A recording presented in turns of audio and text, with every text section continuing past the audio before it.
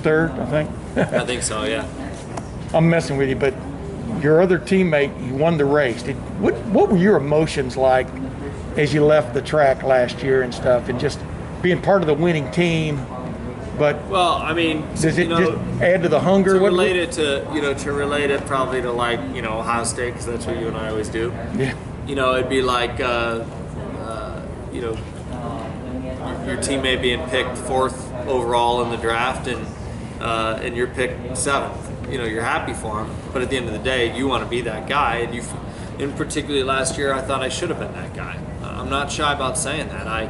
We were better last year, and 2 stints from the end, we took the lead, but then quickly realized we've got to make the fuel number.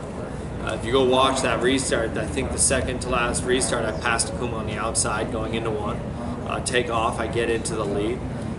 At that time, I even remember going through turn 3 thinking, literally in my head, thinking I'm going to win, my car is perfect. And I've never said that before. And it was perfect. I could drive around people.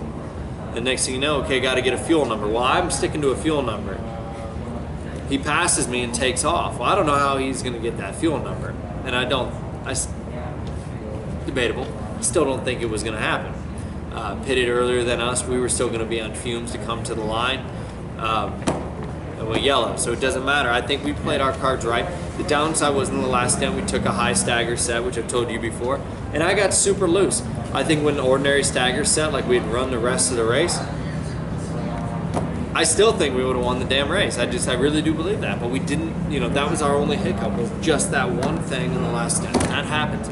But that's the only thing you can take away from last year, is that we're going to discuss staggers tomorrow, and I'm going to have a pretty good idea what advice to give my my engineers come that last stint, so we can put the right things on. But I was happy for him. I was happy for the 30 car, but I was disappointed for the 15 boys, because I don't think also people realize how much the 15 car guys do around the shop. I mean, they carry a lot of weight on the overall scale. My car chief Donnie, he does a lot for a lot of different people within the organization, and he wants to win it. And yeah, he's got a 500 ring from last year, but you better believe they want to win it. Our car wants to win it, so that's all we can think about. But how crazy does that make you, knowing that you had the right bat at the right time, but you didn't get the, what I mean? I was just talking to Jack Arud. He and I talked about the thing about Indy, is it's this long book, and every year the book adds a chapter, and the chapter always seems to be somebody that's selected by this place. And you just hope that someday you're going to be the chapter. But look at Michael Andretti. Everybody would have said he arguably deserved a chapter, and he never got one. His name's in a lot of them, but it's never at the top. And that's not necessarily fair, but that is the way that Indianapolis, happened to treat him. So, that's the thing.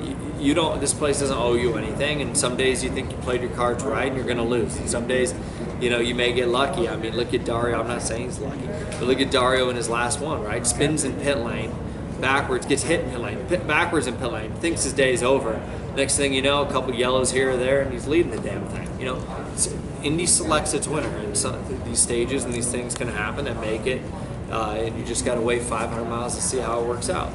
I hope that I get my chance, and I certainly hope that this year's my chance. With my daughter and Court, my dad, everybody that's here, it would be, it would mean a lot. But we'll see. Yeah, Indy picks its winner. Does that mean you bow to the pagoda before the start or something, just to, on the good side? I don't, but I'm just kind of more the person that. Yeah. I take the punches as they come, and I do think, though, over time I recognize, like, this is my 14th year. The first few I wasted, I understand that.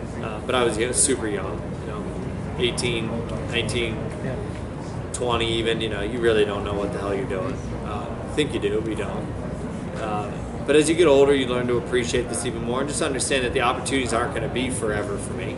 I'd like to continue racing for a long time, but I'll be the first to tell you, my wife will be the first to tell you, like, my body, man, it hurts. Being a big guy, like, I don't know, I'll be here a while longer, but I'm not sure how many more I'll really get. And